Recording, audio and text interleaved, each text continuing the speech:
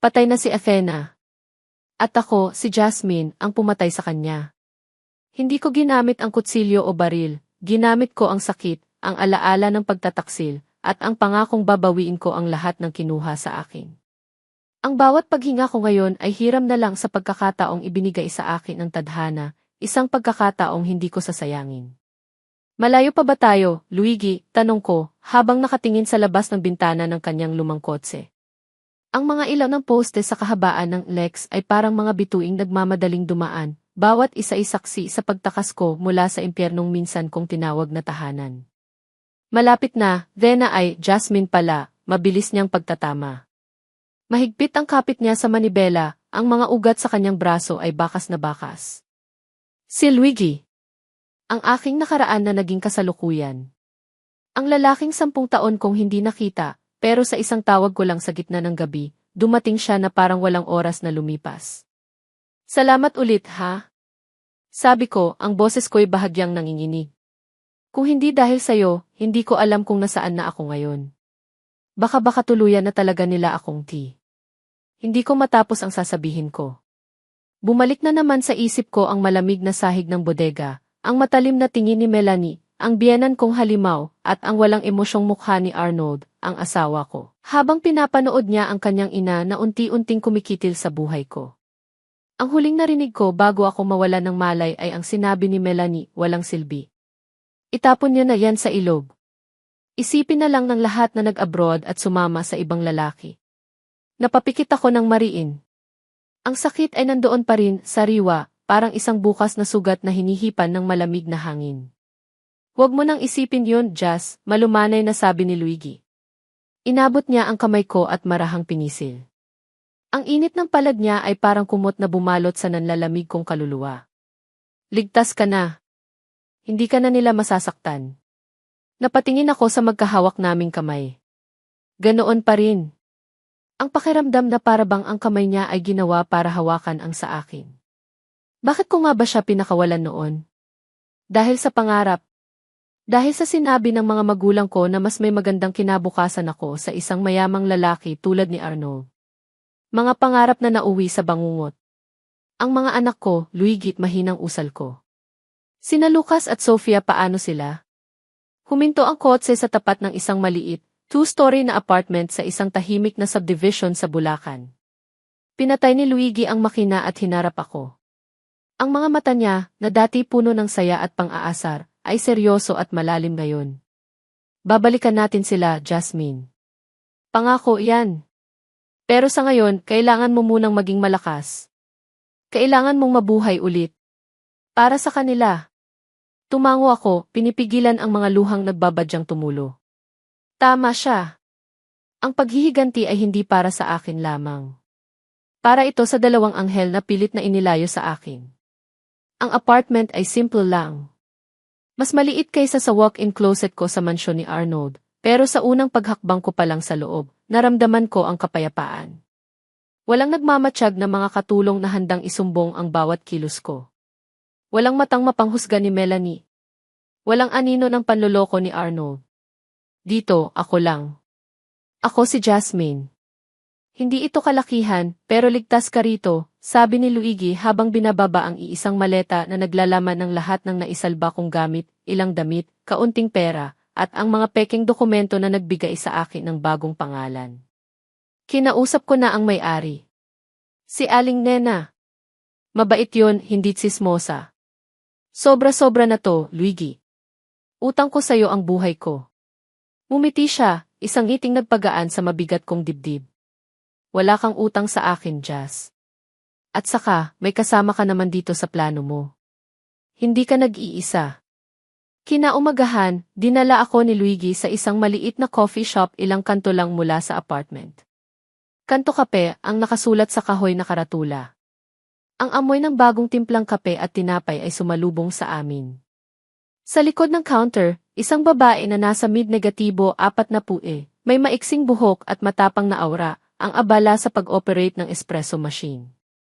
Eunice, si Jasmine pala, pakilala ni Luigi. Siya yung sinasabi ko sa'yo. Tumingin sa akin si Eunice mula ulo hanggang paa. Ang mga mata niya ay parang scanner, sinusuri ang bawat piraso ng pagkatao ko. Sa isang saglit, kinabahan ako. Paano kung hindi niya ako tanggapin? Pero bigla siyang humiti, isang ngiting hindi umabot sa kanyang mga mata. May lungkot doon, isang lungkot na pamilyar sa akin. Jasmine. Ako si Eunice.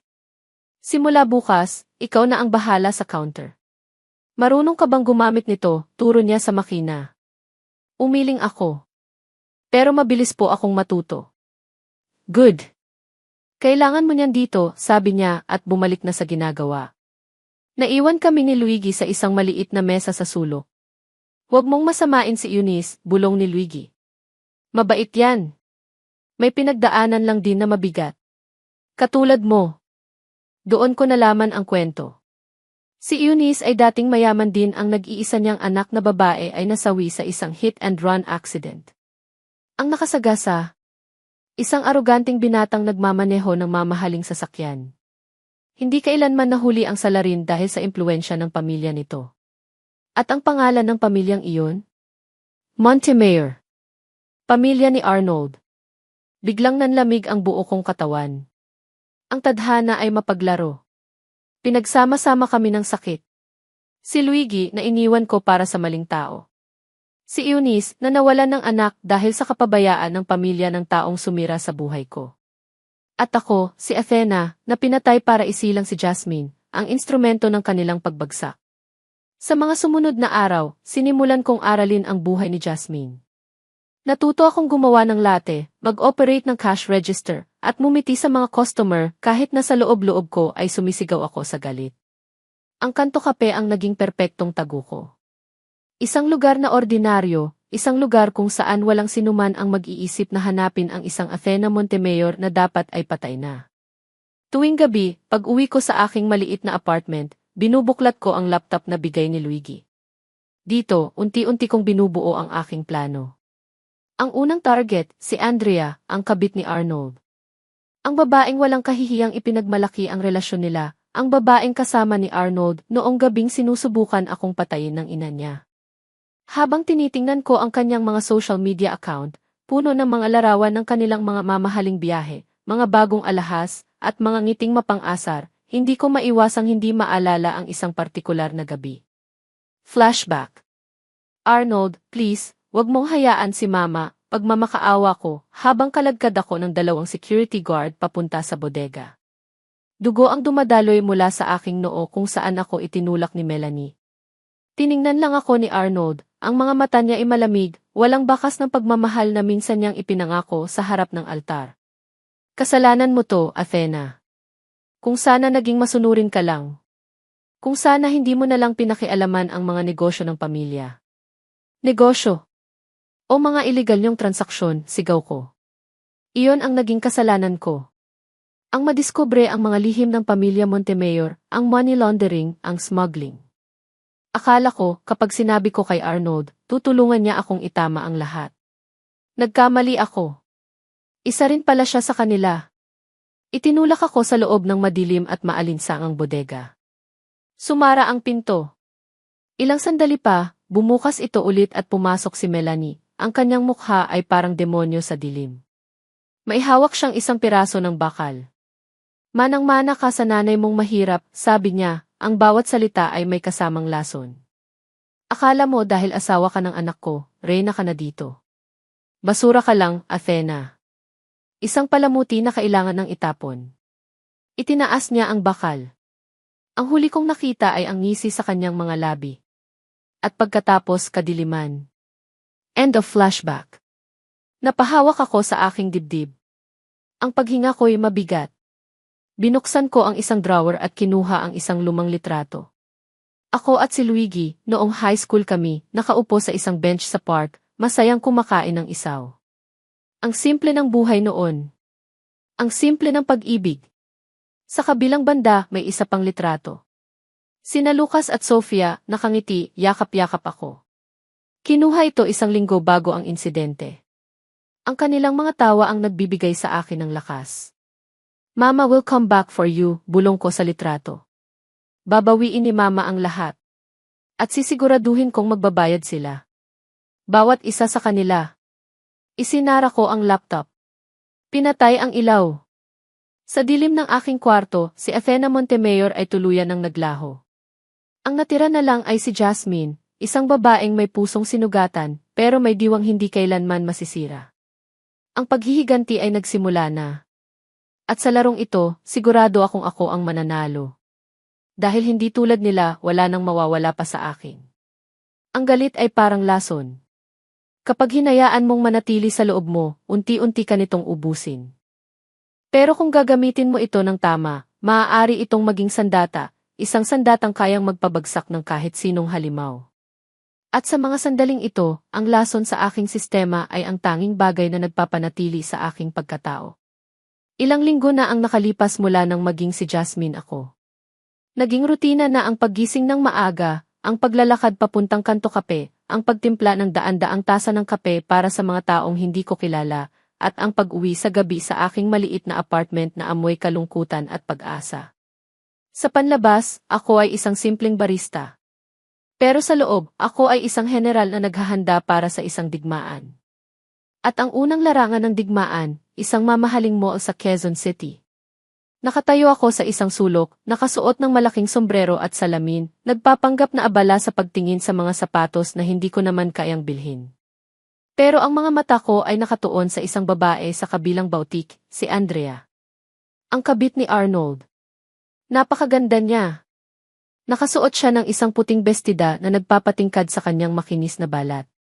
Ang kanyang buhok ay alon-alon na nakalugay, at ang bawat tawa niya habang kausap ang salesledi ay parang musikang kayang bumasag ng salamin. Tiningnan niya ang isang pares ng hikaw na may diamante, at sa isang kumpas lang ng kamay, ipinabalot na niya ito na parang bumibili lang ng candy sa sari-sari store.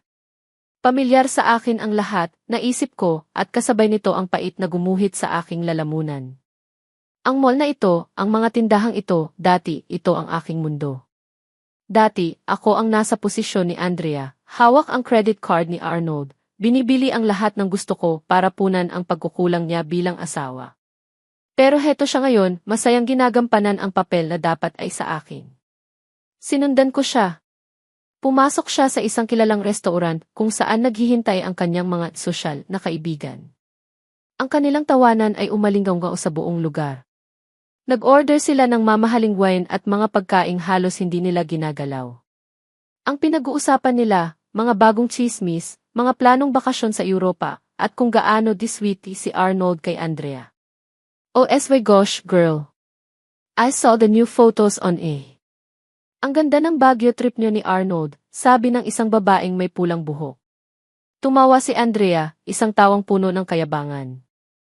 It was nothing. Biglaan lang. You know Arnold, so spontaneous. Sabi niya, I deserved a break. Lalo na't medyo stressed daw ako sa foundation. Foundation. Napangisi ako sa likod ng aking menu. Andrea Cares Foundation. Isang non-profit organization na itinatag niya di umano para tulungan ang mga batang may kapansanan. Isang magandang fatsyada para sa isang maruming katotohanan. Isa ito sa mga natuklasan ko bago ang lahat. Ang foundation na iyon ay isa lamang sa mga paraan ng mga Montemayor para mag-laundry ng pera mula sa kanilang mga iligal na operasyon. At si Andrea, bilang tapat na aso, ang inilagay nilang tagapangasiwa. Kinuhanan ko sila ng litrato gamit ang luma kong cellphone. Malabo. Malayo. Pero sapat na para paalalahanan ang sarili ko kung sino ang kalaban ko. Sila na masayang nagpapakasasa sa buhay. At ako na kailangang magtago sa dilim. Ang mga anak ko malamang ay kasama ng babaeng ito. Tinatawag siyang tita o baka mas malala pa, mommy. Ang sakit. Nag-aapoy, kumakalat sa bawat himaymay ng aking pagkatao. Hindi ako pwedeng manatili doon. Bago pa ako makagawa ng isang bagay na pagsisisihan ko, mabilis akong tumalikod at umalis. Pag-uwi ko sa apartment, ang unang ginawa ko ay buksan ang aking laptop. Ang mga daliri ko'y nanginginig habang tinatype ko ang password. Ang galit na naramdaman ko kanina sa mall ay kailangan kong ilabas. Hindi sa pamamagitan ng sigaw, kundi sa pamamagitan ng isang mas matalinong paraan. Gumawa ako ng isang bagong email address, ang katotohanan, sasabihin@protonmail.com. Simple pero direkta. Sino ang unang bibiktimahin? Hindi si Andrea. Masyadong halata. Kailangan kong magtanim ng duda sa mga taong pinagkakatiwalaan niya. Binuksan ko ang website ng Andrea Cares Foundation. Sa ilalim ng Board of Directors, nakita ko ang isang pamilyar na pangalan, Ms. Delia Alcaraz, isang kilalang socialite at asawa ng isang maimpluwensyang senador. Siya ang pinakamalaking donor ng foundation. Siya ang perpektong target. Nagsimula akong mag-type. Ang mga salita ay dumaloy mula sa akin na parang ilog ng lason. Subject, isang babala tungkol sa iyong donasyon. Mahal na Gian Alcaraz. Sumusulat po ako sa inyo bilang isang nagmamalasakit na mamamayan. Alam ko pong bukas palad kayong tumutulong sa Andrea Cares Foundation sa paniniwalang napupunta ito sa mga batang nangangailangan. Nais ko lang pong ipaalam sa inyo na mag-ingat. Hindi lahat ng nakikita ninyo ay totoo. May mga special projects at miscellaneous expenses ang foundation na hindi idinedeklara ng maayos. Iminumungkahi kong ipa-audit ninyo ng pribado ang mga libro ng foundation. Magugulat kayo sa inyong matutuklasan. Magtanong-tanong po kayo tungkol sa mga maluhong biyahe ni Andrea. Baka ang perang pinaghirapan ninyo ang siyang ginagamit niya para sa mga ito. Isang nagmamalasakit. Pinindot ko ang e-send bago pa ako magbago ng isip. Isinara ko ang laptop at napasandal sa upuan. Ang puso ko ay kumakabog ng malakas. Ito na. Ang unang bato ay naibato na. Ngayon, maghihintay na lang ako sa mga alon na lilikhain ito. Kinabukasan sa kanto kape, halata ni Eunice na may iba sa akin. Parang lalagnatin ka, Jasmine. Okay ka lang ba? Tanong niya habang nagpupunas siya ng mga tasa. Pilit akong ngumiti. Okay lang po, Ate Eunice. Medyo napuyat lang kagabi. Tinitigan niya ako, ang kanyang mga mata ay tila nakikita ang kaluluwa ko. Itinigil niya ang kanyang ginagawa, sumandal sa counter at nag-cross ng mga braso. Jasmine, ilang linggo na tayong magkasama. Alam kong hindi ka lang napuyat. May dinadala ka. At kung ano man yan, parang lalo pang bumibigat. Sa sinabi niyang iyon, parang biglang gumuho ang pader na itinayo ko sa paligid ng aking puso. Ang bigat na ilang buwan ko ng solong dinadala ay biglang naging napakabigat. Ang mga luhang matagal ko nang pinipigilan ay nagbadyang tumulo. Nag-aalalang lumapit si Ate Eunice. Halika, Anya, at hinila niya ako papunta sa maliit na stockroom sa likod. Umupo ka muna. Doon, sa gitna ng mga sako ng kape at mga kahon ng asukal, sa wakas ay bumigay ako. Humagulgol ako na parang bata. Ang lahat ng sakit, galit at pangulila ay lumabas sa anyo ng mga luhang walang tigil. Hinayaan lang ako ni Eunice. Hinagod niya ang likod ko, hindi nagsasalita, hinahayaan lang akong ilabas ang lahat. Nang medyo kumalma na ako, kumuha siya ng isang basong tubig. Salamat, ate, sabi ko, ang boses ko'y paos. Ano ba talaga ang nangyari sa'yo, Jasmine? Mahinahon niyang tanong. Noong una kitang makita, alam kong tumatakas ka. Pero hindi ko alam kung saan o kanino. Ang alam ko lang, pareho tayo ng sugat. Tumingin ako sa kanya. Sa mga mata niya, nakita ko ang sarili kong sakit. Ang sakit ng isang inang nawalan. Huminga ako ng malalim. Ang pangalan ko po ay hindi Jasmine. At doon, ikinuwento ko ang lahat. Ang pangalan ko ay Athena. Ang pagpapakasal ko kay Arnold Montemayor. Ang mapang-abusong biyena na si Melanie. Ang dalawa kong anak na sina Lucas at Sofia. Ang pagkatuklas ko sa mga krimen ng kanilang pamilya. Ang gabi kung kailan sinubukan nila akong patayin. Ang pagtulong sa akin ni Luigi. Ang bagong buhay ko bilang si Jasmine. Habang nagsasalita ako, hindi kumukurap si Eunice. Ang kanyang mukha ay nagbago mula sa pag-aalala, naging pagkagulat, at sa huli, naging isang matinding galit na sumasalamin sa sarili kong nararamdaman. Nang banggitin ko ang pangalang Montemayor, napakuyom ang kanyang mga kamao. Montemayor, inulit niya ang pangalan na parang isang sumpa. Sila ang pamilya ng demonyong pumatay sa anak ko. Nanlaki ang mga mata ko. Alam ko ang kwento ng hit and run, pero hindi ko alam na parehong pamilya ang may kagagawan. Ang bunso nilang anak, si Marco. Lasing na nagmamaneho, tuloy ni Eunice, ang boses niya inanginginig sa pigil na puot. Naglalaro lang sa tapat ng bahay ang anak kong si Maya. 10 taon pa lang siya, Athena. 10 taon. Binayaran nila ang mga testigo. Binayaran nila ang mga pulis. Ang sabi sa report, aksidente daw. Walang may kasalanan. Niyakap ko siya. Ngayon, ako naman ang nagbibigay ng lakas. 2 babae sa isang maliit na stockroom, pinag-isa ng iisang pamilyang sumira sa aming mga buhay. Ang aming mga luha ay naghalo, hindi na lang luha ng kalungkutan, kundi luha ng isang sumpaan. Kaya pala, bulong ko. Kaya pala ganoon kadali para sa kanila na subukan akong patayin. Sanay na sila. Humiwalay si Eunice sa yakap at tiningnan ako ng diretso sa mata. Ang lungkot sa kanyang mukha ay napalitan ng determinasyon. Kaya pala nandito ka. Kaya pala tayo pinagtagpo. Hindi ito nagkataon lang, Athena. Kailangan kong mabawi ang mga anak ko, Ate Eunice, sabi ko. At kailangan kong pagbayarin sila sa lahat ng ginawa nila. Sa'yo, sa anak mo at sa akin. Isang matigas na ngiti ang sumilay sa labi ni Eunice. Hindi mo. Natin. Kinuha niya ang kamay ko at hinawakan ito ng mahigpit. Ang init ng kanyang palad ay puno ng paninindigan. Sa laban na ito, hindi ka na nag-iisa. Simula ngayon, kasama mo na ako. Sabay nating pababagsakin ang mga hayop na iyan. Sa mga salitang iyon, naramdaman ko ang isang panibagong lakas. Ang bigat sa aking dibdib ay bahagyang gumaan, napalitan ng isang nag-aapoy na determinasyon. Hindi na ako si Jasmine na nag-iisa. Ako na ngayon si Athena, at may kasama na akong isang Eunice. 2 ina. Isang layunin. Pagbalik namin sa counter, parang walang nangyari. Nagpatuloy kami sa pagtatrabaho.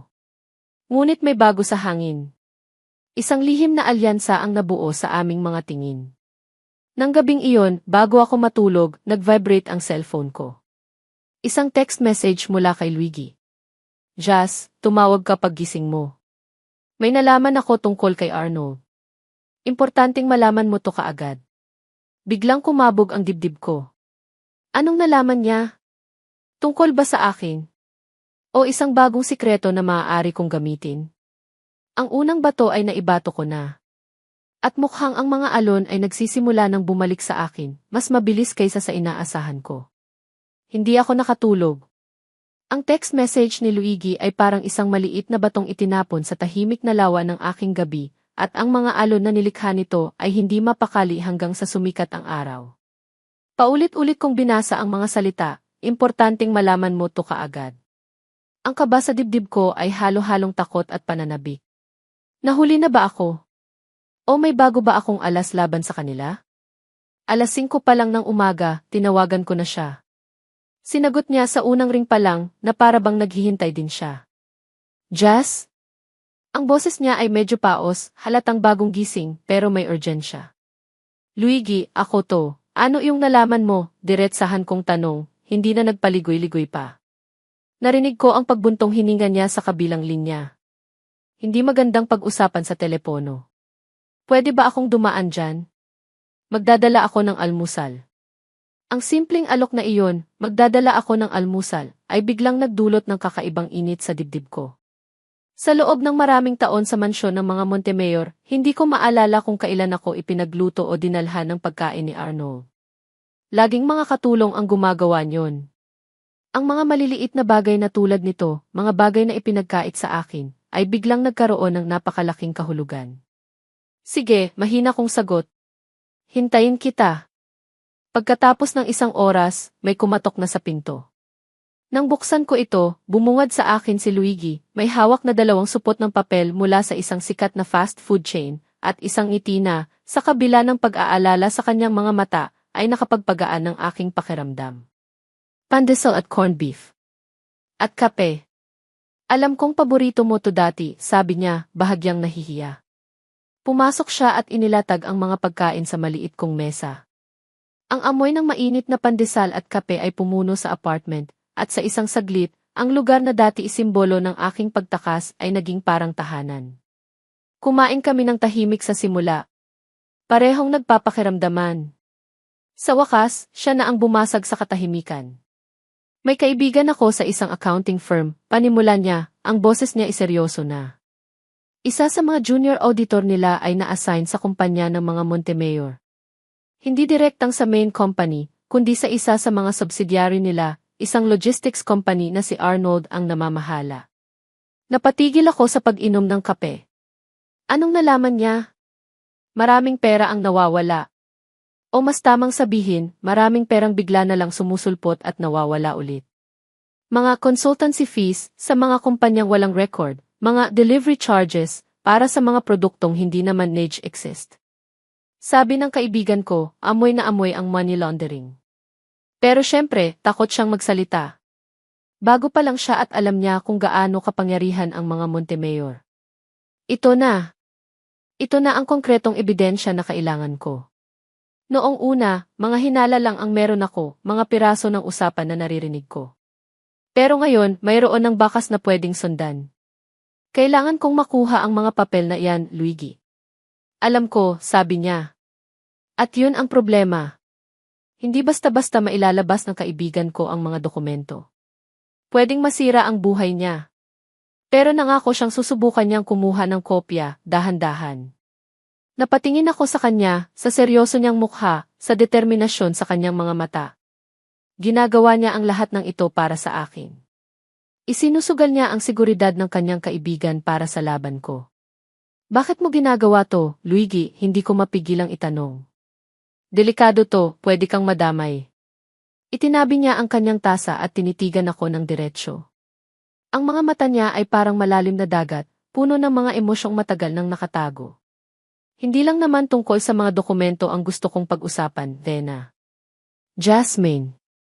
Ang paggamit niya sa tunay kong pangalan ay parang isang malambot na haplos sa aking puso. Noong gabing tumawag ka sa akin, pagpapatuloy niya, at narinig ko ang boses mo, nanginginig, puno ng takot may kung anong nagising ulit sa akin. 10 taon, Vena. 10 taon kitang sinubukang kalimutan. Sinubukan kong magalit sa'yo dahil pinili mo siya. Pero ang totoo, hindi nawala. Kahit kailan. Ang bawat salita niya ay parang alon na humahampas sa pader na itinayo ko. Ang pader ng galit, paghihiganti at sakit. Hindi mo kailangang mag-alala para sa akin, sabi niya, at marahan niyang inabot ang kamay ko na nakapatong sa mesa. Ang init ng kanyang palad ay pamilyar, komportable.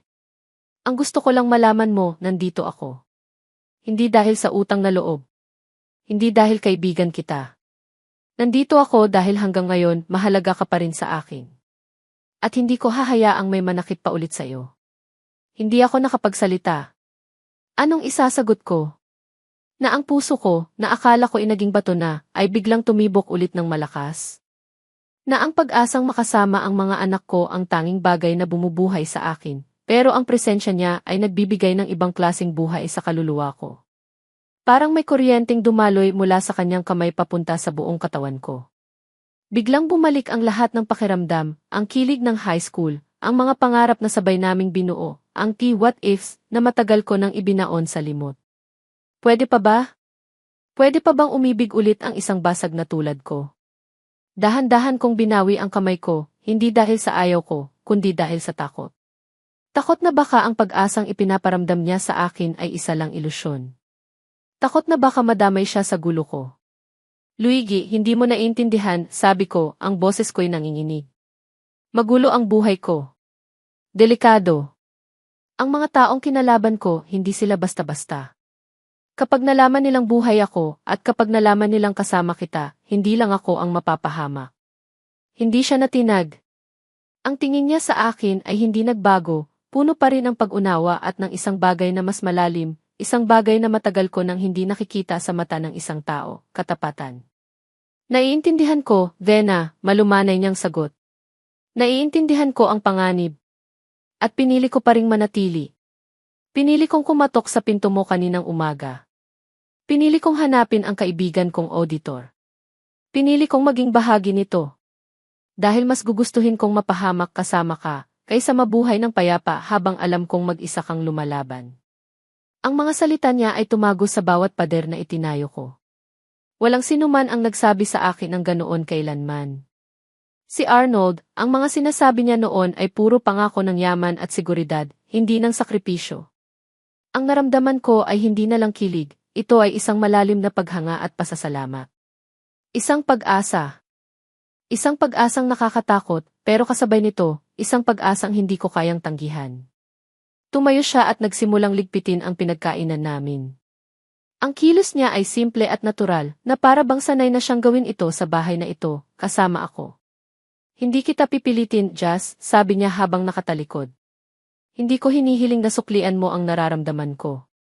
Ang kailangan mo ngayon ay kakampi, hindi man liligaw. At yun muna ako para sa'yo. Isang kakampi. Hanggang sa maging handa ka na ulit. Bago siya umalis, huminto siya sa may pinto. Mag-iingat ka palagi. Tawagan mo ako kahit anong oras. Kahit para lang may makausap ka. At umalis na siya. Naiwan akong nakatayo sa gitna ng aking sala, yakap-yakap ang sarili ko, pinipigilan ang pagyanig ng aking katawan. Ang paghihiganti ay isang malamig at madilim na daan. Pero ang pag-asang dinala ni Luigi ay parang isang maliit na kandila sa gitna ng kadiliman na iyon. Hindi nito kayang pawiin ang lahat ng dilim, pero sapat na ang liwanag nito para makita ko na may iba pang daan bukod sa galit. Sa unang pagkakataon sa loob ng maraming buwan, nagsimula akong magtanong sa sarili ko. Ano ang mangyayari pagkatapos ng lahat ng ito? Kapag napabagsak ko na ang mga Montemayor? Kapag nabawi ko na ang mga anak ko? Anong klaseng ina ang haharap sa kanila? Isang inang puno ng put at sugat? O isang inang natutong maghilom? Ang plano ko ay hindi nagbago. Kailangan pa ring managot ni na Melanie at Arnold. Ngunit may nadagdag. Isang bagong layunin. Kailangan kong ayusin ang sarili ko. Kailangan kong mabuo ulit. Hindi lang para sa mga anak ko, kundi para sa sarili ko na rin. At marahil para sa pagkakataong muling magmahal. Kinahapunan, habang nag-aayos ako ng mga bagong dating na supply sa kanto kape, napansin ni Eunice ang pagbabago sa akin. Mas magaan ang aura mo ngayon, puna niya, habang nagpupunas ng counter. Hindi ka na mukhang pasan ang daigdig. Dumaan ba si Luigi sa inyo? Ang kanyang tanong ay direkta, pero walang bahid ng pang-usisa. Mayroon itong pag-unawa, na parang alam niya ang nangyayari nang hindi ko pa sinasabi. Tumango lang ako, at isang maliit na ngiti ang sumilay sa aking mga labi. Mabuting tao si Luigi, sabi ni Eunice. Isa sa mga iilan na lang na natitira. Pero mag-ingat ka, Athena. Mahirap magtiwala ulit. Mahirap buksan ang pusong minsan ng dinurog. Pero minsan, huminto siya at tiningnan ako. Minsan, ang mga taong bumabalik mula sa nakaraan, sila iyong nakatakda talagang manatili para tulungan kang buuin ulit ang mga nawasak. Ang mga salita niya ay tumatak sa isip ko. Tadhana. Isang salitang matagal ko nang itinakwil.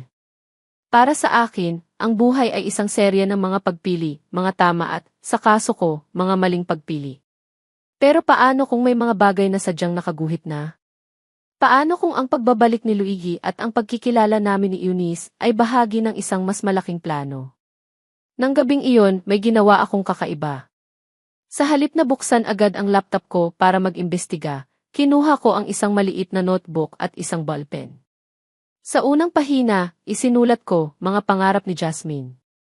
Sa ilalim nito, nagsimula akong magsulat. Mabawi sina Lucas at Sofia. Mabigyan sila ng isang simpleng buhay na puno ng pagmamahal. Magkaroon ng maliit na bahay na may hardin. Huminto ako. Napatingin ako sa listahan. Ito ang mga pangarap ni Athena noon bago siya masilaw sa yaman ni Arnold. Mga pangarap na ibinaon ko sa limot. Ngayon, binubuhay ko silang muli. Nagdagdag ako ng isa pa. Matutong magpatawad lalo na sa sarili ko. At sa huli, pagkatapos ng mahabang pag-aalinlangan, idinagdag ko ang panghuli. Subukang maging masaya ulit. Isinara ko ang notebook at itinago ito sa ilalim ng aking unan. Ang paghihiganti ay mananatili, ngunit hindi na ito ang sentro ng aking mundo. Ito na lang ngayon ang tulay na kailangan kong tawirin para marating ang mga pangarap na ito. Binuksan ko ang aking laptop. Oras na para sa gyera. Tiningnan ko ang social media. At doon, nakita ko ito. Isang post mula kay Delia Alcaraz, ang socialite na pinadalhan ko ng email. Isang litrato niya na may caption, "It's always prudent to double-check where your hard-earned money goes. A surprise internal audit is always a good idea for transparency." Charity begins with honesty. Isang malamig na ngiti ang gumuhit sa aking mga labi. Gumana. Ang unang bato ay hindi lang lumikha ng alon, lumikha ito ng lamat sa pundasyon ng kasinungalingan ni Andrea. Kasabay nito, isang panibagong lakas ang dumaloy sa akin. Hindi na ito ang purong galit na naramdaman ko noong una.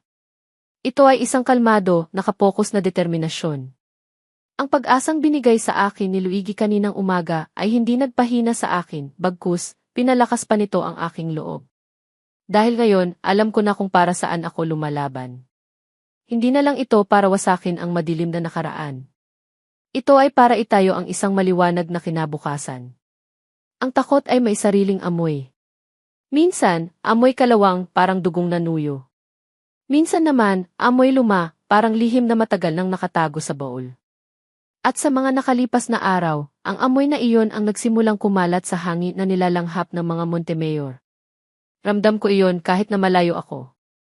Ang e-surprise audit na ipinahiwatig ni Ken Alcaraz sa kanyang social media post ay naging isang maliit na sunog na unti-unting lumalaki. Nag-umpisa na ang mga bulong-bulungan sa alta sosyedad. Nagtatanong na ang ibang board members ng foundation. Si Andrea, na dati laging laman ng mga society pages, ay biglang nanahimik. Ang kanyang Instagram, na dati puno ng mga larawan ng luho, ay wala ng bagong post sa loob ng isang linggo. Nanginginig na sa takot ang bruha, sabi ni Eunice isang hapon habang nagkakape kami pagkatapos magsara ng shop. Isang maliit na ngiting tagumpay ang nakaguhit sa kanyang mga labi. Ito ang unang pagkakataon na nakita ko siyang umiti ng ganoon, isang ngiting may bahid ng paghihiganti, pero mayroon ding pag-asa. Simula pa lang yan, sagot ko, habang pinapaikot ang tasa sa aking mga kamay. Si Andrea ay isang maliit na isda lang. Ang gusto kong mahuli ay ang pating. Melanie Montemayor. Ang pangalan niya ay parang yelo sa aking dila. Ang babaeng nag-orkestra ng lahat. Ang reyna ng kanilang madilim na kaharian. Habang si Andrea ay abala sa pagtatakip ng kanyang mga baka sa foundation, alam kong si Melanie ang totoong nagagalaw sa likod ng mga kortina. Siya ang utak. Siya ang halimaw na kailangan kong harapin. Pero paano? Paano ko lalapitan ang isang babaeng halos pumatay sa akin? Ang sagot ay dumating sa anyo ng isang text message mula kay Luigi. Jazz, may nakuha na ang kaibigan ko. Hindi pa kumpletong report, pero isang ledger. Mga pangalan at petsa. Ipinadala ko sa email mo. May isang pangalan dyan na baka interesado ka. Mabilis kong binuksan ang laptop ko. Sa aking encrypted email, may isang file. Binuksan ko ito. Isang spreadsheet na puno ng mga numero at code. Ngunit sa isang kolum na may titulong Tipay, isang pangalan ang tumalon mula sa screen at sinampal ako. Ricardo de Guzman. Obgyn. Biglang nanlamig ang buong katawan ko. Kilala ko ang pangalang iyon. Si Ilche. De Guzman ang obgyn ni Andrea. Siya rin ang obgyn ko noong ipinagbubuntis ko si Sofia. Inirekomenda siya sa akin ni Melanie, sinabing siya raw ang pinakamagaling at pinakatiwalat ng pamilya. Sa tabi ng pangalan niya, may petsa, October 14 na. Eksaktong isang araw matapos isilang ang anak ni Eunice na si Maya. At sa tabi ng petsa, isang malaking halaga, 2,000,000.00. Ang nakasulat sa remarks, Professional Services Rendered, and Melanie Montemayor. Anong serbisyo ang nagkakahalaga ng 2,000,000 piso na kailangang bayaran mula sa isang subsidiary company at hindi sa personal na account? Anong kinalaman ng isang obgyn sa pagkamatay ng anak ni Eunice? Parang may isang pira-pirasong puzzle na nagsimulang mabuo sa isip ko, at ang larawang lumalabas ay mas nakakatakot kaysa sa inaasahan ko. Kinabukasan, sinabi ko kay Eunice ang tungkol sa ledger. Noong una, hindi niya maintindihan. Anong kinalaman ng isang doktor sa nangyari kay Maya? Naguguluhan niyang tanong. Hindi ko pa alam, ate, sagot ko. Pero may kutob ako. Isang napakasamang kutob. Kailangan kong makausap ang doktor na ito. Paano? Hindi ka pwedeng magpakita bilang si Athena. At lalong hindi ka pwedeng pumunta doon bilang si Jasmine. Tama siya. Kailangan ko ng isang dahilan. Isang dahilan na hindi ka hinahinala. Isang dahilan na magbibigay sa akin ng access sa kanya. At doon, pumasok sa isip ko ang isang ideya. Isang ideyang mapanganib pero maaaring ito na ang tanging paraan. Gumawa ako ng appointment sa clinic ni Easy de Guzman. Ang ginamit kong pangalan, Yumrek Alcaraz. Delia Alcaraz. Ang socialite. Isang pangalang sapat na makapangyarihan para bigyan ako ng agarang schedule, pero umaasa akong hindi niya personal na tatawagan ang totoong Alcaraz para kumpirmahin. Isang malaking sugal. Pagdating ko sa klinik, ang kaba sa dibdib ko ay parang tambol na walang tigil. Nakasuot ako ng isang eleganteng bestida na hiniram ko kay Eunice, malalaking salaming pang-araw, at isang scarf na nakatakip sa kalahati ng aking mukha. Nagpanggap akong may matinding ubo para hindi masyadong magsalita. Yumrek Alcaraz. The doctor is ready for you, sabi ng sekretarya. Pagpasok ko sa kanyang opisina, bumungad sa akin si Easy de Guzman. Mas matanda na siya ngayon, may mga puti ng buhok sa kanyang sentido, pero ganoon pa rin ang kanyang ngiti, isang ngiting propesyonal pero walang init. Good afternoon, Yumrek Alcaraz. What can I do for you? Tanong niya. Umupo ako sa tapat ng kanyang mesa. Dahan-dahan kong inalis ang aking salamin. Sa isang segundo, nakita ko ang bahagyang pagbabago sa kanyang ekspresyon. Hindi pagkagulat, kundi isang mabilis na pagkilala, na agad din niyang itinago sa likod ng kanyang propesyonal na maskara. Hindi niya ako nakilala bilang si Athena. Ang itsura ko ngayon ay malayong-malayo na sa dati. Mas payat, may maiksing buhok, at higit sa lahat, may ibang apoy sa aking mga mata. Hindi po ako si Alcaraz, mahinahon kong sabi. Nandito po ako para magtanong tungkol sa isang dating pasyente. Si Eunice Sandoval. Sa pagbanggit ko ng pangalan ni Eunice, nawala ang ngiti sa mukha ni Easy de Guzman. Bigla siyang naging alerto. I'm sorry, but due to patient confidentiality, cannot discuss the. Pinutol ko siya. Kinuha ko ang isang sobre mula sa aking bag at inilapag ito sa kanyang mesa. Sa loob, isang printout ng ledger, ang kanyang pangalan, ang petsa, at ang 2,000,000 piso. October 14 na. Isang araw pagkatapos manganak ni Eunice sa ospital na ito, sabi ko, ang boses ko'y malamig at matigas. 2,000,000 piso mula sa isang kumpanya ng mga Montemayor. Para saan ang bayad, doktor? Anong professional service ang ginawa mo para kay Melanie Montemayor na may kinalaman sa isang ina na kararating lang mula sa delivery room? Namutla si Easy de Guzman. Ang mga kamay niya sa ibabaw ng mesa ay nagsimulang manginig. Tiningnan niya ang pinto na para bang naghahanap ng saklolo. Hindi ko alam ang sinasabi mo, tanggi niya, pero ang boses niya ay basag. Tumayo ako at lumapit sa kanya. Inilapit ko ang aking mukha, sapat na para makita niya ang galit sa aking mga mata. Alam nating pareho na nagsisinungaling ka. Si Eunice. Nawalan siya ng anak, di ba? Isang malusog na sanggol na babae. Ang sabi sa records, sudden infant death syndrome. Pero paano kung hindi? Paano kung may tumulong para maging ganoon ang kalabasan? Ang bawat salita ko ay parang suntok. Nakita ko ang takot sa kanyang mga mata. Ang takot ng isang taong nabisto. Paano kung ang 2,000,000 piso ay bayad para sa iyong pananahimik? O mas malala pa bayad para sa iyong kooperasyon? Biglang tumayo si Easy de Guzman at itinuro niya ako. Wala kang ebidensya. Mga akusasyon lang yan. Umalis ka na, kung hindi tatawag ako ng security. Umiti ako, isang ngiting hindi umabot sa aking mga mata. Wala pa sa ngayon. Pero doktor, ang mga lihim parang sakit.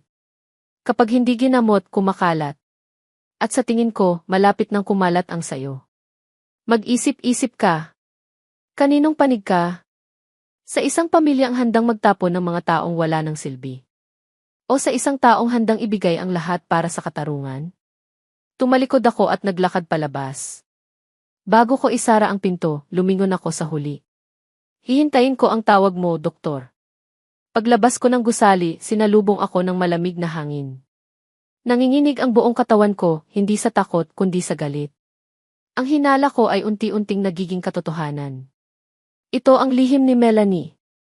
Hindi lang niya pinatay ang anak ni Eunice. Inagaw niya ito. bumalik ako sa nakaraan. Naalala ko ang isang pag-uusap nila ni Arnold na narinig ko. Kailangan ni Andrea ng anak, Arnold, sigaw ni Melanie sa anak niya sa loob ng library. Isang anak para tuluyan ng matali sa pamilya. Pero baog siya. Sinabi na ng doktor. Ma, anong gagawin natin? Sagot ni Arnold. Ako na ang bahala, sabi ni Melanie, ang boses niya ay puno ng kasamaan. May paraan para sa lahat ng bagay. Noon, hindi ko naintindihan. Akala ko mag-aampon sila. Pero ngayon, nagmamadali akong sumakay ng jeep pa uwi. Sa bawat ugoy ng sasakyan, ang mga piraso ng puzzle ay naglalaglagan sa kanilang mga pwesto. Si Andrea hindi makapag-anak. Si Eunice na nanganak ng isang malusog na sanggol. Ang pagkamatay ng anak ni Eunice isang araw pagkatapos. Ang 2 milyong bayad kay UC. De Guzman. At ang pinaka nakakakilabot na piraso, si Sofia. Ang ianak kini na Arnold at Andrea na isinilang diumano sa pamamagitan ng isang surrogate mother sa ibang bansa. Ngunit walang papeles. Walang pruweba. Bigla na lang siyang lumitaw sa buhay nila, 1 taon matapos ang insidente sa akin. Hindi maaari. Pagdating ko sa kanto kape, nandoon si Eunice, nag-aayos para sa pagsasara. Nakita niya ang itsura ko. Athena, anong nangyari? Hindi ako makapagsalita. Niyakap ko siya ng mahigpit. Ang babaeng ito ang babaeng kasama kong lumalaban, hindi niya alam na ang katarungang hinahanap niya ay mas malapit at mas masakit kaysa sa inaakala niya. Ate Eunice, bulong ko, ang mga luha ay nagsisimula ng mamuo sa aking mga mata. Si Maya ang anak mo di. Huminga ako ng malalim, pinipilit na buuin ang mga salitang babasag sa kanyang mundo at sa mundo ko. Sa tingin ko, buhay siya. At sa mga salitang iyon, ang amoy ng takot ay napalitan ng isang bagay na mas malakas. Ang amoy ng isang katotohanang handa ng sumabog. May mga katotohanang parang salamin. Kapag nabasag, ang bawat piraso ay matalim, kayang sumugat ng sinumang humawak dito. At ang katotohanang sinabi ko kay Eunice, sa tingin ko, buhay siya, ay hindi lang bumasag sa salamin, pinulbos nito ang buong mundo niya. Nakatayo kami sa gitna ng tahimik na kanto kape. Ang tanging maririnig ay ang mahinang ugong ng ref at ang kabog ng aming mga dibdib. Si Eunice, na kanina lang ay matatag at puno ng determinasyon, ay parang isang estatwang gawa sa babasaging salamin, anumang sandali ay maaaring gumuho. Ang kanyang mga mata ay nakatitig sa akin, isang halo ng kawalan ng paniniwala, takot, at isang maliit, nanginginig na kislap ng pag-asa. Anong ibig mong sabihin? Nautal niyang tanong. Athena, hindi magandang biro yan. Umiling ako, ang mga luha ay tuluyan ng bumagsak sa aking mga pisngi. Hindi ito biro, ate. Ang lahat ng piraso nagdudugtong. Ang pagiging baog ni Andrea.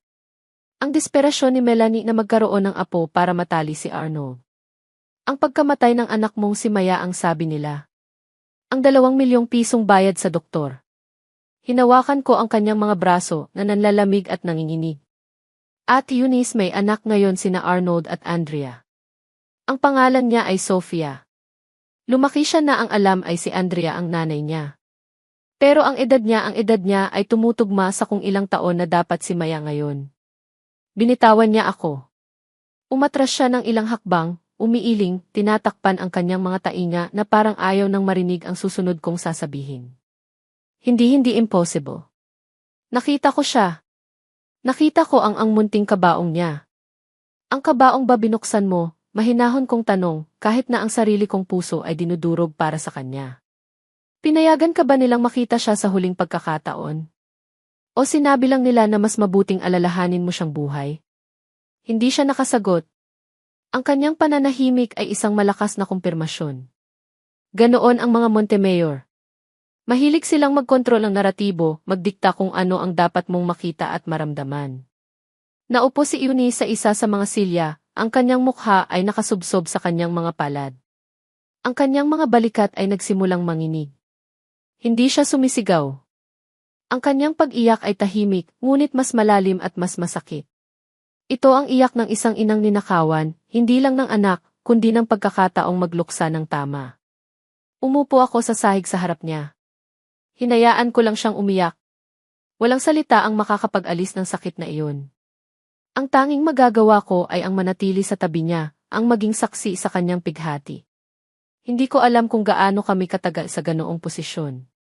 Nang sa wakas ay itinaas niya ang kanyang ulo, ang kanyang mga mata ay pula at namamaga, ngunit ang pagkalito ay napalitan na ng isang bagong apoy. Isang apoy na mas mapanganib kaysa sa galit. Ito ay ang puot ng isang ina. Kukunin ko siya pabalik, sabi niya, ang bawat salita ay matigas at puno ng lason. Kukunin ko ang anak ko, Athena. At sisirain ko sila. Sisirain ko silang lahat. Alam ko na ang gabing iyon ang magiging simula ng katapusan. Ang paghihiganti ay hindi na lang isang plano sa papel. Ito na ay isang digmaang personal para sa aming dalawa. Ang pagkakataon ay dumating makalipas ang isang linggo. Kaarawan ni Don Ricardo Montemayor, ang patriarka ng pamilya, ang ama ni Arnold. Isang granding selebrasyon ang gaganapin sa kanilang mansyon, ang mansyon na minsan kong tinawag na tahanan, ang kulungang ginto na naging impyerno ko. Ito ang perpektong entablado. Ang lahat ng mahahalagang tao ay nandoon, mga kasosyo sa negosyo, mga politiko, at ang buong pamilyang Montemayor. Ang plano ay simple pero delikado. Gagamitin namin ang gabi para ihulog ang pundasyon ng kanilang perpektong mundo. Si Eunice, gamit ang kanyang mga lumang koneksyon sa catering business, ay nakakuha ng pwesto bilang isa sa mga event staff. Ang kanyang uniforme at face mask ang magiging kanyang balakayo. Ang kanyang layunin, makalapit kay Sofia, makita ang kanyang anak sa unang pagkakataon, at kung papalarin, makakuha ng isang bagay na magpapatunay sa kanilang relasyon, isang hibla ng buhok, isang laruan, kahit ano. Ako naman, hindi pwedeng pumunta. Masyadong mapanganib. Ang papel ko ay manggagaling sa labas. Gabi ng party. Nasa apartment lang ako, katabi ang aking laptop, habang si Luigi ay nasa isang van na nakaparada ilang kanto mula sa mansyon, nagsisilbing lookout at getaway driver para kay Eunice. Ang aming komunikasyon, isang maliit na earpiece. Nasa loob na ako, bulong ni Eunice sa earpiece. Naririnig ko ang mahinang tunog ng musika at tawanan sa background. Ang daming tao. Parang walang krisis. Mag-ingat ka, ate, sagot ko, ang puso ko'y kumakabog. Hanapin mo lang siya. Huwag kang gagawa ng kahit anong kahina-hinala. Sa aking laptop, binuksan ko ang isang program na matagal ko nang inihanda. Isang program na kayang mag-hijack ng audio-visual system ng mansyon. Isang regalo mula sa isang kaibigan ni Luigi na isang tech genius. Ilang minuto ng tensyon ang lumipas. Nakita ko siya, Athena, nanginginig na bulong ni Eunice. Naglalaro siya malapit sa fountain. Ang ganda niya. Kamukhang-kamukha siya ng tatay niya. Ang sakit sa boses niya ay halos madurog ang puso ko. Focus, ate, paalala ko. Sa screen ng laptop ko, may lumabas na mensahe mula kay Luigi. May paparating. Si Arnold at Andrea. Papunta sila sa direksyon ni Eunice. Ate, umalis ka dyan. Ngayon na, mabilis kong sabi. Pero huli na. Sino ka? Narinig ko ang matigas na boses ni Andrea sa earpiece. Bakit mo tinititigan ang anak ko? Nanlamig ako. Nahuli siya. Excuse me, ma'am, sagot ni Eunice, pinipilit na maging kalmado. Hahanga lang po ako sa anak ninyo. Ang cute niya po kasi. Huwag mo siyang lalapitan. Bumalik ka sa trabaho mo, utos ni Arnold, ang boses niya ay puno ng otoridad. Narinig ko ang mga yabag papalayo. Okay ka lang, ate, tanong ko. Hindi, sagot niya, humihinga ng malalim. Pero may nakuha ako. Sa gitna ng gulo, nagawa niyang kunin ang panyong nahulog ni Sofia sa damuhan. Isang maliit na bagay, pero sapat na para sa isang city test. Ito na ang hudyat. Luigi, ihanda mo ang sasakyan. At Eunice, pumunta ka na sa exit. Ako na ang bahala dito. Huminga ako ng malalim. Itinaas ko ang aking mga daliri sa keyboard. At pinindot ko ang enter. Sa gitna ng mansyon, ang malaking screen sa likod ng entablado, na nagpapakita ng mga masasayang litrato ng pamilya Montemayor, ay biglang naging itim. Ang malamyos na musika ay biglang naputol. Isang nakakabinging katahimikan ang bumalot sa buong hardin. At pagkatapos, isang boses ang umalingaw-ngaw mula sa mga speaker. Isang boses na binago ng computer, malamig at walang emosyon. Ang boses ko. Magandang gabi sa inyong lahat. Lalo na sa pamilya Montemayor. Nakikita ko sa isip ko ang gulat at pagkalito sa mukha ng lahat. Si Arnold, si Melanie, si Andrea. Nandito tayo para ipagdiwang ang buhay ni Don Ricardo, pagpapatuloy ng boses. Pero paano naman ang mga buhay na sinira ninyo? Sa screen, lumabas ang unang larawan, ang ledger, na naka-highlight ang pangalan ni Evie de Guzman at ang 2 milyong piso. Isang tanong lang, yan, Melanie Montemayor. Bakit kailangang bayaran ang isang obgyn ng 2 milyon mula sa pera ng kumpanya? May kinalaman ba ito sa biglaang pagkamatay ng anak ng isang empleyado ninyo noon? Narinig ko ang mga bulungan ng mga tao. Ang gulat sa kanilang mga boses. Sunod na lumabas sa screen, isang kopya ng financial statement ng Andrea Cares Foundation na may mga pulang bilog sa mga kaduda-dudang gastusin, mga biyahe, alahas, mga bagay na walang kinalaman sa pagtulong sa mga bata. At ikaw, Andrea, sabi ng boses. Anghel ka sa paningin ng marami. Pero ang pera ng mga batang dapat mong tulungan, saan nga ba talaga napupunta? Ang mga mukha ni na Arnold at Andrea ay namumutla. Si Melanie naman, ang mga mata niya ay nag-aapoy sa galit, hinahanap kung saan nanggagaling ang gulo. At para sa huling pasabog, isang recording ang tumugtog. Isang pag-uusap sa telepono sa pagitan ni Arnold at ng isa sa kanyang mga tauhan, isang recording na nakuha ni Luigi mula sa kanyang source. Arnold, siguraduhin mong malinis ang pagkakagawa. Walang dapat makatunog na galing sa atin ang mga peking gamot na yan. Tauhan, yes, sir. Pero paano kung may mag-imbestiga? Arnold, ako ang bahala. Sa Pilipinas, kayang bilhin ng pera ang lahat. Pati ang katahimikan. Ang katahimikan sa hardin ay nabasag ng mga nagulat na hininga. Ang mga kasosyo, ang mga politiko, lahat sila ay nakatingin kay Arnold, na parang hindi makapaniwala. Ang pundasyon ng kanilang perpektong pamilya ay gumuho sa harap ng lahat. Bago pa man makareaksyon ang security, pinatay ko na ang system. Nakalabas na kami, sabi ni Luigi sa earpiece. Papunta na kami dyan. Napahawak ako sa aking dibdib, humihinga ng malalim. Ang aking katawan ay nanginginig sa adrenaline. Nagawa naming itanim ang bomba. Ngunit habang nakatingin ako sa aking refleksyon sa madilim na screen ng laptop, nakita ko ang sarili kong mga mata. Wala doon ang saya ng tagumpay. Wala ang kasiyahang inaasahan ko. Ang nandoon ay pagod. Ang paghihiganti ay isang nakakapagod na laban. Bawat hakbang pasulong ay parang pag-ubos sa isang bahagi ng aking kaluluwa. Nasira ko sila ngayong gabi. Ngunit sa proseso, pakiramdam ko ay may nasisira rin sa loob ko. Ang galit na nagtulak sa akin ay unti-unti akong nilalamon. Napatanong ako sa sarili ko, sulit ba ang lahat ng ito? Kapag natapos na ang lahat, ano ang matitira sa akin? Ano ang matitira kay Jasmine? Ano ang matitira kay Athena? Ang mga sumunod na araw pagkatapos ng party ay parang isang panaginip na mabagal. Ang bomba na pinasabog namin sa mansyon ng mga Montemayor ay lumikha ng isang malaking lindol na yumanig hindi lang sa kanilang pamilya, kundi sa buong mundo ng negosyo at alta sosyedad. Ang mga balita ay naglipana, mga spekulasyon tungkol sa money laundering, mga tanong tungkol sa integridad ng foundation ni Andrea, at ang pinakamalaking usapan, ang recording ng boses ni Arnold tungkol sa mga peking gamot. Isa-isang nagsimulang dumistansya ang kanilang mga kaibigan at kasosyo. Ang mga investigasyon ay nagsimula na, opisyal man o hindi. Ang imperyong itinayo nila sa kasinungalingan at krimen ay unti-unti nang nagpapakita ng mga bitak. Masaya dapat ako. Ito ang gusto kong mangyari. Ito ang pinaghirapan namin ni Eunice. Ngunit, gaya ng naramdaman ko noong gabing iyon, wala ang inaasahan kong kasiyahan. Sa halip, ang nararamdaman ko ay isang malalim na kahungkagan. Ang paghihiganti pala ay hindi isang matamis na prutas, ito ay isang mapait na gamot na kailangan mong lunukin, at ang lasa nito ay nananatili sa iyong lalamunan. Isang gabi, habang nag-iisa ako sa aking apartment, nakatingin sa kisame, kumatok si Luigi sa pinto. Hindi ko siya inaasahan.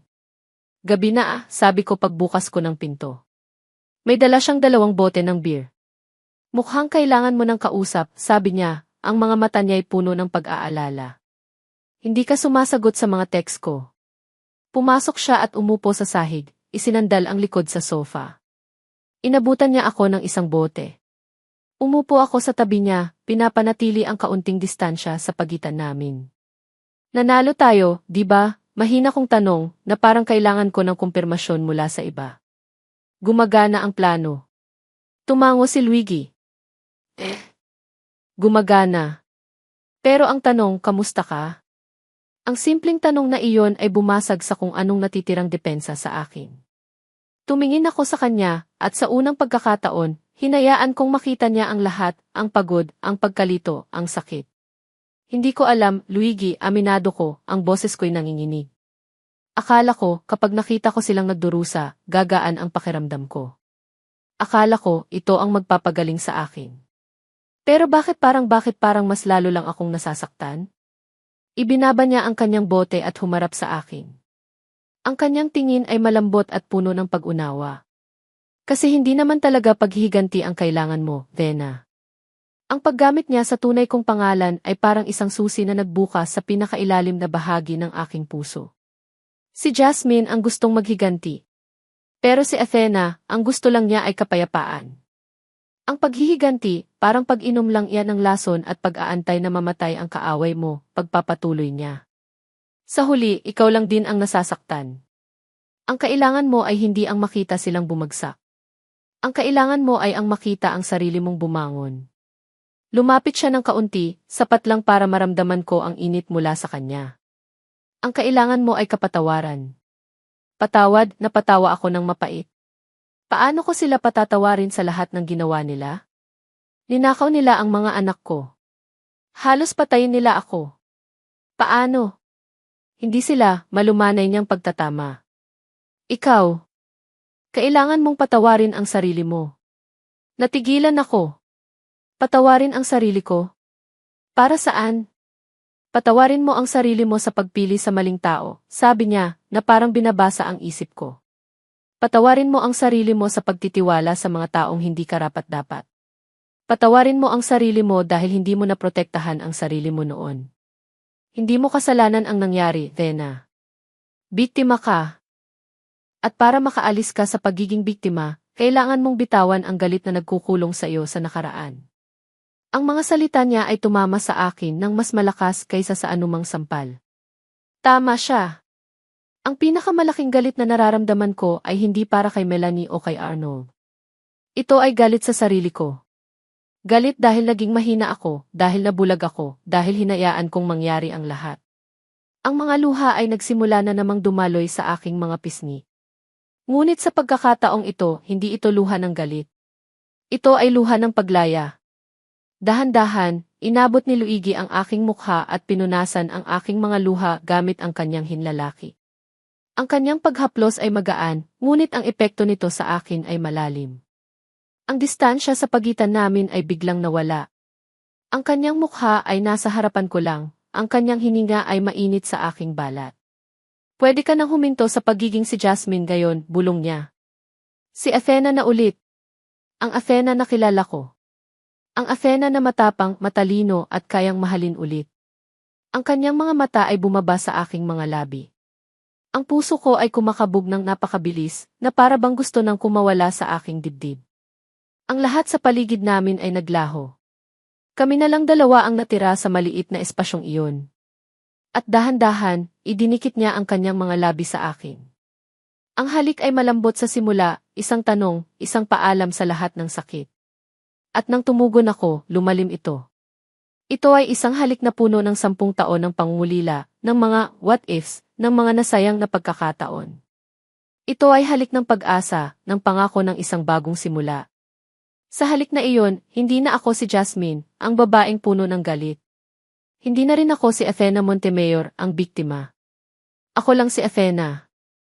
At sa mga bisig ni Luigi, sa unang pagkakataon sa napakatagal na panahon, naramdaman kong ligtas ako. Naramdaman kong buo ako. Humiwalay kami sa isa't isa, parehong habol ang hininga. Ipinatong niya ang kanyang noo sa akin. Mahal kita, Athena, bulong niya. Noon pa man. Hanggang ngayon. Mahal din kita, Luigi, sagot ko, at sa pagsabi ko ng mga salitang iyon, naramdaman kong isang malaking bigat ang nawala sa aking puso. Totoo pala. Posible palang magmahal ulit. Kinabukasan, may bago sa akin. Ang paggising ko ay hindi nakasama ang pait ng nakaraan, kundi ang tamis ng kasalukuyan. Ang paghihiganti ay kailangan pa ring tapusin, hindi na dahil sa galit, kundi dahil sa katarungan.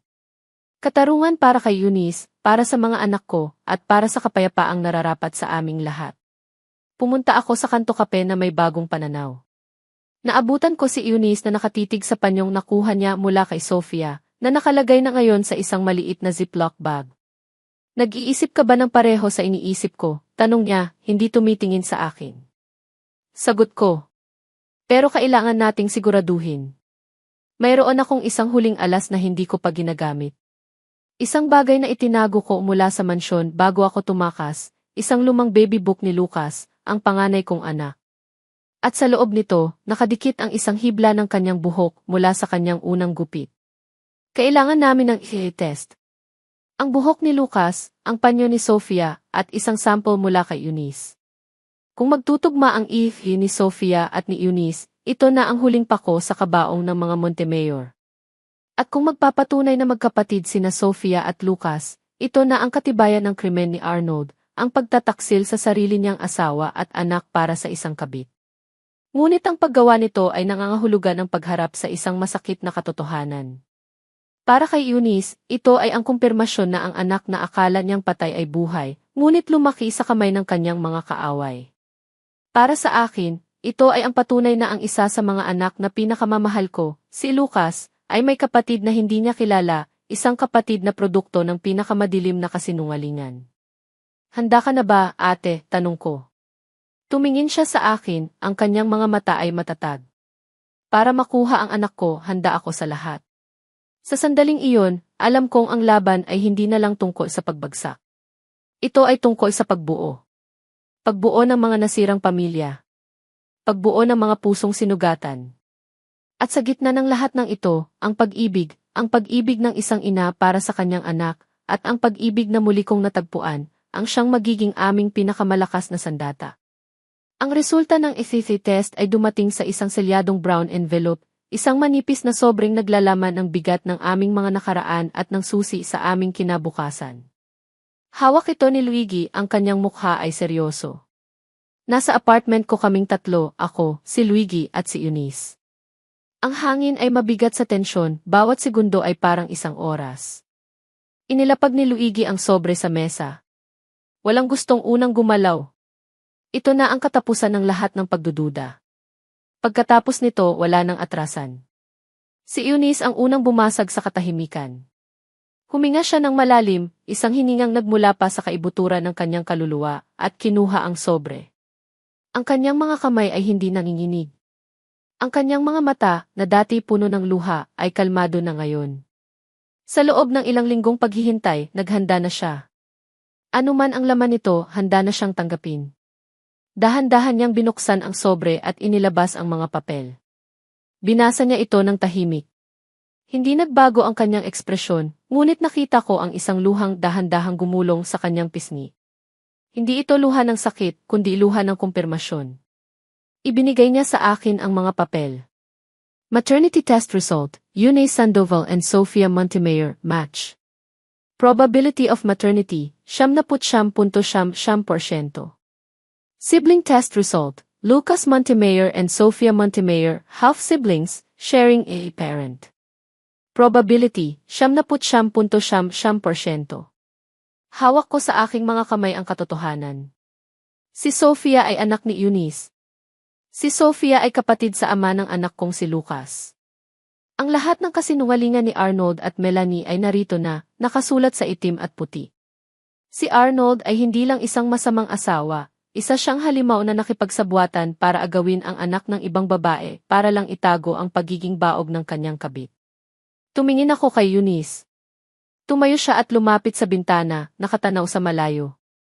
Sa buong buhay ko, sabi niya, ang boses niya ay mahina pero matatag, ang tanging pinangarap ko ay ang maging isang ina. Ibinigay sa akin si Maya. At pagkatapos, kinuha rin siya. Ngayon, nalaman kong hindi pala siya nawala. Ninakaw lang siya. Paano ako magsisimula ulit, Athena? Lumapit ako sa kanya. Hindi ka mag-iisa, ate. Sa tulong ng isang abogado na kaibigan ni Luigi, inihain namin ang kaso. Ang mga resulta ng FII, kasama ang ledyo ng pagbabayad kay Ify de Guzman, na sa huli ay pumayag na tumestigo kapalit ng immunity, at ang testimonya ko tungkol sa tangkang pagpatay sa akin, ay naging isang bombang sumira ng tuluyan sa pamilya Montemayor. Ang pagbagsak nila ay mabilis at brutal.